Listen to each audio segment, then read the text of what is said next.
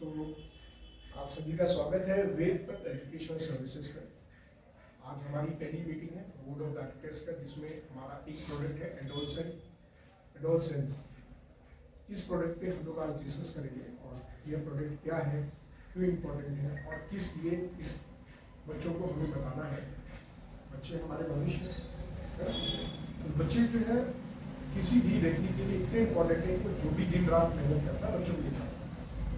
तो हमारा जो एडोलसेंट प्रोडक्ट है वह हमें पहले समझना है कि क्यों हमें जरूरत है। ये पीपीटी है जो मैं आप लोगों से शेयर कर रहा हूँ। अगर आप चाहें तो एक बार आगे एक एक पेज आगे फॉरवर्ड करते रहिए, क्योंकि हमारे पास अभी प्रोजेक्टर नहीं है। तो ठीक है,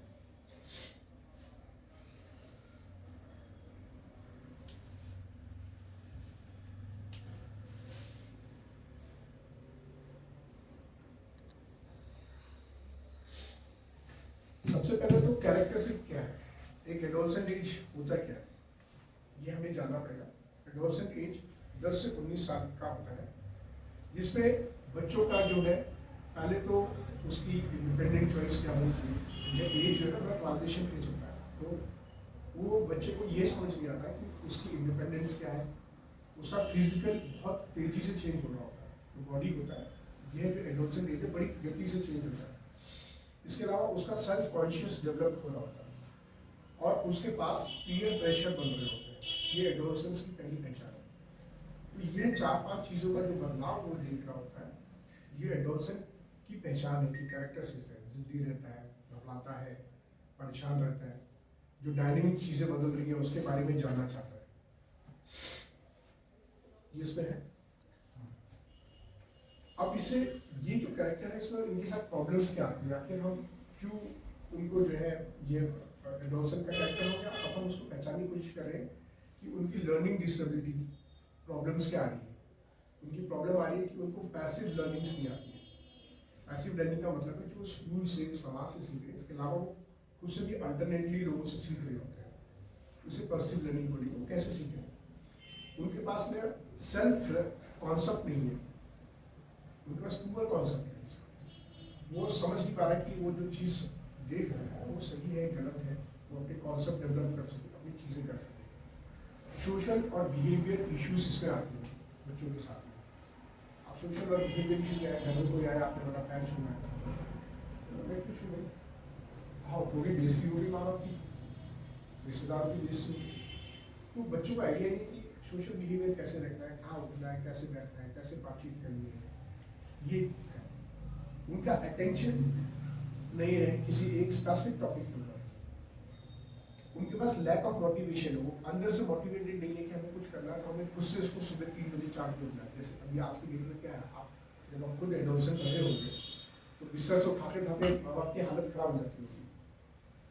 लेकिन आज की डेट में किसी को बोलना पड़ता है 3 बजे उठिए, 4 बजे उठिए। आप अंदर से मोटिवेटेड है कि मुझे क्यों सुबह उठना है।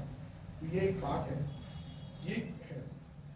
अब ये स्टूडेंट के साथ प्रॉब्लम क्या होता है, अगर ये सारी प्रॉब्लम्स हैं तो स्टूडेंट्स के लिए क्यों ये बड़ा इंपॉर्टेंट है। इसलिए इंपॉर्टेंट है क्योंकि बच्चे जो है ना स्कूल छोड़ देते हैं। और क्या कारण हो सकता है स्कूल छोड़ने का। सबसे पहले उनको हाई स्कूल डिप्लोमा जो छोड़ते हैं वो 49.7% बच्चे हैं आज की डेट में जो हाई स्कूल डिप्लोमा छोड़ देते हैं। 50% बच्चे लगभग छोड़ देते हैं। सर्टिफिकेट ऑफ कंप्लीशन, जिस कोर्स में डिप्लोमा में जाते हैं वो लोग, वो भी पूरा कंप्लीट नहीं करते, अधूरा ही। और उनकी मैक्सिमम एज जब रीच हो जाती है तो वो पढ़ाई वैसे भी छोड़ देते हैं। फिर स्कूल से वो फेल होकर छोड़ जाते हैं। और उनका जो अननोन स्टेटस, उनको समझ ही नहीं आता कि मुझे पढ़ना किस लिए है। अगर माँ बाप एक्टिव नहीं है तो ये बच्चों के साथ में ड्रॉप आउट्स की प्रॉब्लम आती है। और ये 100% स्कूल प्रॉब्लम फेस करता है। इससे स्कूल का बिजनेस भी गिर रहा है। अब ये जो प्रॉब्लम बच्चे फेस कर रहे हैं, ठीक है, ये कितना सीवियर है उनके एकेडमिक लेवल से, जिसके लिए आप रात दिन फीस पेरेंट्स दे रहे हैं, स्कूल का नाम भी खराब हो रहा है, सोसाइटी में अच्छे बच्चे नहीं कर रहे, ये कितने परसेंटेज है। और उनके साथ में प्रॉब्लम क्या है, सबसे बड़ी प्रॉब्लम उनके साथ में सीवियर है, जो बेसिक एकेडमिक में चाहिए। बेसिक एकेडमिक में प्रॉब्लम क्या है, उनको रीडिंग नहीं आ रही है, उनको स्पेल आउट लिखने नहीं आ रही है, और उनको मैथ्स कॉम्प्लिकेटेड क्वेश्चंस या इजी क्वेश्चंस भी नहीं सॉल्व कर पा रहे। यानी रीडिंग, स्पेल आउट करना, राइटिंग और मैथ्स के स्मॉल स्मॉल वर्क भी नहीं कर पा रहे बच्चे। यह बहुत बड़ी समस्या है। क्यों? सिर्फ एडोलसेंट में जो ऊपर की हमने समस्याएं डिस्कस की इसको लेकर, इसकी वजह से जो उनका साइंस, सोशल स्टडीज और हेल्थ है, ये तीनों डिटोरिएट हो रहे हैं। ये एक कारण है अगर हम स्कूल के प्रोस्पेक्ट से देखते हैं चीज को। अब इसके अलावा उनके साथ में क्या समस्या है? किसी एक इजी वर्क को सीखना उनके लिए बहुत डिफिकल्ट है। उनके पास स्किल्स नहीं है, जैसे सुनने की जो स्किल्स है ध्यानपूर्वक, उसकी कमी है। वो वही हैबिट जब वो डेवलप करता है तो बड़े लेवल पे चलते उसको जिंदगी भर संघर्ष करना हो। दूसरा आता है कि अगर उसने सुना तो उसको नोट लेने में दिक्कत आती है क्लासरूम में। स्टूडेंट्स के प्रोस्पेक्ट से अगर हम देखें तो बच्चा टीचर की बात नहीं सुनता है, उसको कहाँ कब नोट लेना उसको पता ही नहीं है। उसके बाद उसको स्टडिंग और टेकिंग टेस्ट में भी प्रॉब्लम्स आती है, ये स्कूल के प्रोस्पेक्ट के हिसाब से। इंटरपर्सनल स्किल्स नहीं है उसके पास में। इंटरपर्सनल स्किल्स, आपस में अगर बात कर रहे हैं तो कैसे ग्रेटिट्यूड करना है, कैसे किसी की बात सुनना है, कहाँ पे काटना है, दोस्तों के साथ कैसा व्यवहार करना है, ये एक बड़ी प्रॉब्लम है बच्चों के साथ।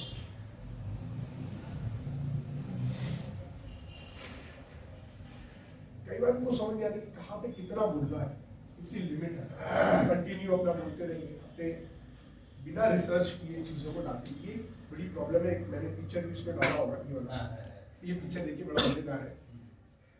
वो बेचारा लास्ट तक समझ नहीं आ रहा है कि बात क्या करते हैं आपस में। ये दूसरी पिक्चर है इसमें कि ये भी एक है कि मुझे आज तक मतलब किसी ने इतने प्यार से कंटिन्यूसली जो है ना बातचीत नहीं की है।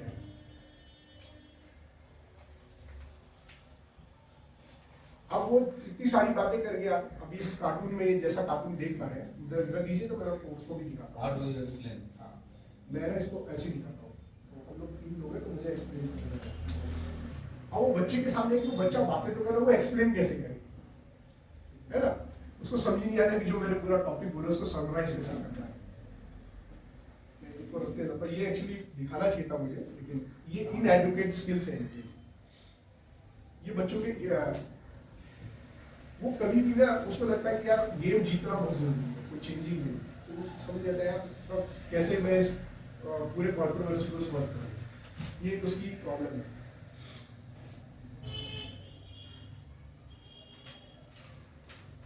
अब इसमें आता है लैक ऑफ इन्वॉल्वमेंट। वो ना 10 लोग आपस में है तो बेचारा गुमसुदा सा बैठा रहेगा, उसको समझ नहीं आया कि मैं क्या पार्टिसिपेट करूँ, है ना? ये लैक ऑफ मोटिवेशन है। उसको समझ नहीं आता कि मैं किस ग्रुप में कैसे बात करना है। कई बार परिवारों में भी ये प्रॉब्लम आती है। ऐसे में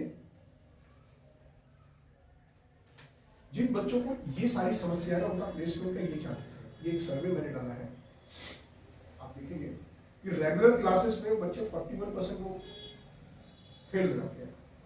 अब रिसोर्स रूम के अंदर 40% है, अगर उनको सेपरेट क्लास की जाए तो भी 18% बच्चे कामयाब हो गए, डिसेबल है। और अदर प्लेसमेंट में 1% है। एक मार्केट स्ट्रैटेजी है, ये एक स्टडी निकल के आई है। अब ये किस लेवल पे है? जो करिकुलर मॉडल्स बच्चों के बने गए हैं उसकी हालत देखिए। बेसिक स्किल इंस्ट्रक्शन नहीं है, ट्यूटोरियल इंस्ट्रक्शन नहीं है उनके पास में, फंक्शनल स्किल्स इंस्ट्रक्शंस नहीं है उनके पास में, वर्क स्टडी प्रोग्राम नहीं है और कोलैबोरेशन प्रोग्राम नहीं है। ये सारे सब इतने इंपॉर्टेंट है। आप समझिए कि इन स्किल्स की कमी है बच्चों में। एग्जाम के समय वो सब कोलैबोरेट करते हैं सिर्फ क्वेश्चन सेट करने के लिए, तो हम कैसे उनकी मदद कर पाए, ये हमारा एक काम है। क्या कॉम्पोनेंट्स हो सकते हैं इफेक्टिव स्टडीज के लिए? ठीक है, ये हम पूरा का पूरा इसके अंदर हमने तरीके लिखे हैं। ये चीजें हम उनको थेरेपीज के रूप में दे सकते हैं। ये प्रोग्राम्स हैं जिसे हम बच्चों को दे सकते हैं। उनको सर्वाइवल स्किल सिखा सकते हैं। किसी प्रॉब्लम में फंस के, प्रॉब्लम मतलब सर्वाइवल स्किल जनरल में ही नहीं होता है।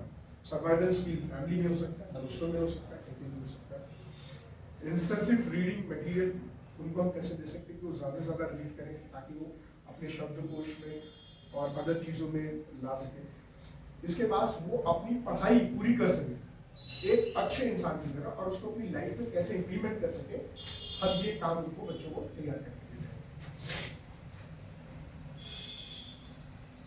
अब इसमें कुछ प्लान्स हैं हमारे, जो बात करते हैं कि कैसे है करंट लेवल पे बच्चे का क्या परफॉर्मेंस है, क्या उसका इंटरेस्ट एटीट्यूड है पोस्ट स्कूल गोल्स क्या रखा है उसने, स्कूल के बाद ही गोल्स होते हैं, तो वो सब ट्रांजेक्शन एक्टिविटीज़ है उसका, ये सब हम चीज़ें प्लान कर सकते हैं। फिर उसका डेजिग्नेटेड रिस्पॉन्सिबल पर्सन उसके लिए दे सकते हैं कि माँ बाप भाई बहन या कोई अभिभावक हो जो उसको हेल्प कर सके, और इसके ऊपर रिव्यू। अगर स्कूल के टर्म्स में बात करेंगे तो वहाँ स्कूल में हम लोग मास्टर ट्रेनर या स्कूल से बात कर सकते हैं कि आप एक डेडिकेटेड स्टाफ रखो इन बच्चों के लिए जो इन समस्याओं के साथ में जूझ रहे हैं, उनको हम तैयार कर सकते हैं। ये कुछ लीगल रिक्वायरमेंट है जो इंटरनेशनली एकेडमिक्स के लिए लोग बात करते हैं। हमारे देश में यूनिसेफ काम कर रहा है, सीबीएसई बोर्ड है, गवर्नमेंट के नॉर्म्स है बच्चों के लिए। वो चाहते हैं कि ये जो एकेडमिकली जो अनस्किल्ड बच्चे हैं, जो डिसेबल है, उनको स्पेशल ध्यान देने के कुछ लॉस है जो गवर्नमेंट बनाती है कि हमें स्कूलों और इन सब पे कंपलसरी है, लेकिन इसका इम्प्लीमेंटेशन पार्ट कहीं ना कहीं अभी अधूरा पड़ा है, क्योंकि उनके पास में अभी तक विजन नहीं है काम करने का।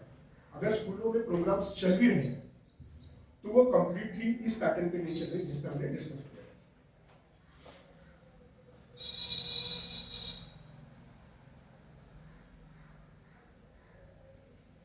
अब आप बोलेंगे कि हम कब इसको स्टार्ट करें, किस एज में हमें काम करना चाहिए। तो नॉर्मली जो बिगिनिंग एज रहती है 14 ईयर्स होती है, जब बच्चा बहुत ज़्यादा सीरियस अपने कैरियर को लेकर होता है, तो 14 ईयर्स तक ऑलमोस्ट वो 8-9 क्लास में होता है ना। 8-9 क्लास के बच्चे से हम लोग इस ट्रांजिशन नीड्स को फोकस कर सकते हैं, और उसके बाद 16 से भी कर सकते हैं। 16 में बच्चा मेरे ख्याल से 11th या 12th में रहता है, तो उसके लिए हम स्पेसिफिकली इन प्रोग्राम्स को चला सकते हैं जो प्रोग्राम्स उसके डेवलपमेंट के लिए, और कम से कम इसको 1 साल या 1.5 साल तक वो बच्चे को पॉप अप करने में, स्किल सीखने में लगता है। अब ये बाकी वही कानून है, कानून क्या बोलता है तो मैंने कुछ रखा है। इसके अलावा कानून हमारे जो भी है, जैसे मैंने अभी डिस्कस किया, तो ये गाइडलाइंस है गवर्नमेंट्स की जो हमें करनी होती है, तो हर स्कूलों के पास में होता है। इसके अलावा हर बच्चे के पास में ये राइट्स हो जो है, ये गवर्नमेंट राइट्स देती है। एज एन स्टूडेंट हर बच्चे का राइट है, राइट टू एजुकेशन। ये बेसिक राइट है जिसपे हमारे जितने भी प्राइमरी स्कूल्स और गवर्नमेंट स्कूल्स चल रहे हैं। राइट टू अप्रोप्रिएट एवोल्यूशन और क्लासिफिकेशन है, राइट टू अप्रोप्रिएट एजुकेशन है। सही ढंग से पढ़ाई करना ये बच्चे का मौलिक अधिकार है। अगर कोई नहीं करता है तो उसके लिए चाइल्ड अब्यूज लॉज लगते हैं। Right to appropriate placement, right to related services, right to extend school years, और right not to be an expense. बच्चे को पूरा अधिकार है कि उसको स्कूल से बाहर निकाला जाए। बच्चों को कानून नहीं करता है, स्कूल की जिम्मेदारी है, पेरेंट्स की जिम्मेदारी है बच्चों तक उनके अधिकारों को पहुंचाया जाए।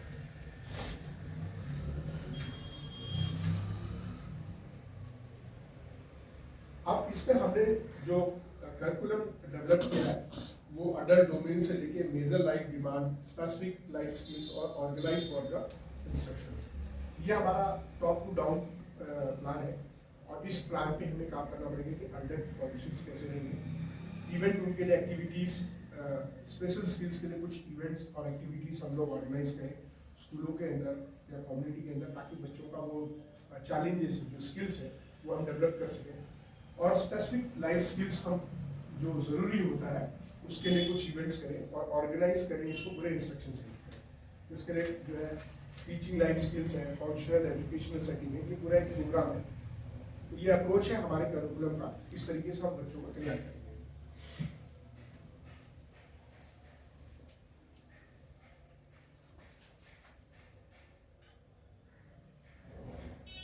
अब इसमें स्कूल बेस्ड एक्टिविटी है, फैमिली बेस्ड एक्टिविटी है और सेल्फ इनिशिएटिव एक्टिविटी है। कई बच्चे होते हैं जो सेल्फ एक्टिविटी तो सीखना चाहते हैं, वो कुछ सामने आएंगे, उनको बड़ा अच्छा लगता है किसी ने कुछ नई चीज सिखाई। ऐसे वाले बच्चे हमारे ज़्यादा कामयाब होंगे। अब फैमिली सेंटर्ड एक्टिविटी, अगर फैमिली इन्वॉल्व है, उनके गैदरिंग्स हो रहे हैं, तो पार्टी वार्टी में ऐसे छोटे छोटे स्किल्स प्रोग्राम्स को कराते हैं ताकि वो अपने और अपने बच्चों को वो एक्ट हो सकते हैं। आपने देखा होगा अक्सर कोई ना कोई एक्टिविटी रहता है, जैसे जलेबी रेस हो गया, फन रेस हो गया, उसमें कुछ टेक्निकल चीज़ें हम लोग उनको इवेंट्स ऑर्गेनाइज कर सकते हैं, और स्कूल के आधार पर भी कुछ एक्टिविटीज हम लोग कर सकते हैं। तो इसमें क्या क्या होता है, नॉलेज, स्किल्स, सर्विस और सपोर्ट नीड्स हो सकते हैं, जो हम लोग उनके लिए डेवलप कर सकते हैं, ताकि जो अडल्टहुड की डिमांड है, यानी जब वो युवा हो जाए तो उसकी डिमांड हम यहाँ से ही पूरी कर सकते हैं, ताकि वो अपनी पर्सनल लाइफ को फुलफिलमेंट कर सके।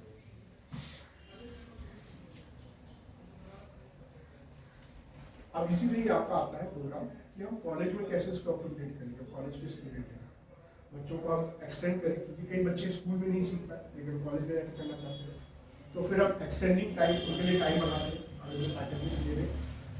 अडॉप्टिंग मेथड ऑफ इंस्ट्रक्शन, हम उनको लिए और बेटर इंस्ट्रक्शंस बना सकते हैं कि आप और बेटर कैसे कर सकते हो। तो ये सारे कोर्सेज हैं, उनको कोर्सेज हम एक तैयार करके देंगे जिसको कर सकते हैं। और इसके बाद उनके फॉरेन लैंग्वेज की अगर कोई बाहर पढ़ना चाहता है तो उसकी फॉरेन लैंग्वेज की भी जो हमारा एक पार्ट है इंटरनेशनल प्लेसमेंट, वो यहाँ पे हमारा कवर हो जाता है। तो ये बच्चों से संबंधित है, तो आप एक बार एडोलसेंट में बच्चों के साथ काम करते हो, ये सारी चीजें हमें लंबे समय में चलती है।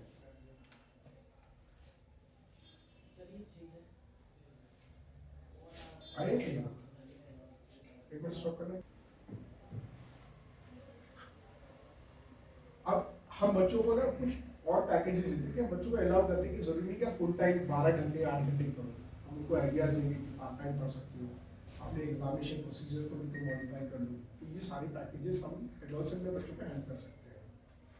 अब कुछ बच्चे जो मेडिकली है तो उसके लिए हमें साइकियाट्रिस्ट की मदद ले पाएंगे, तो मेडिकेशन के लिए एक अलग सिस्टम आता है।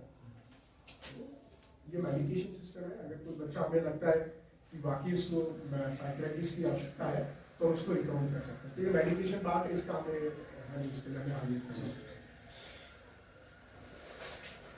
ठीक हो गया, वीडियो स्टॉप कर देंगे, ये वीडियो स्टॉप।